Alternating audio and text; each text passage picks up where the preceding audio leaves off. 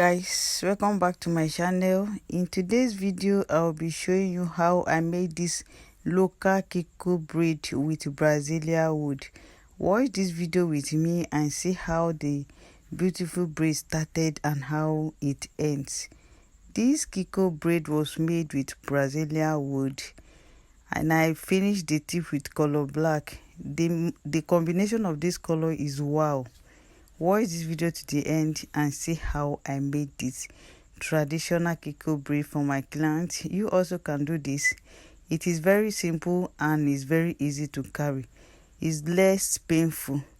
Watch this video with me to the end and see how the amazing results we achieve from this particular traditional Kiko braid using Brazilia Wool. If you have not subscribed to this channel, please don't forget to subscribe. Turn on the notification bell and always remember to share our videos.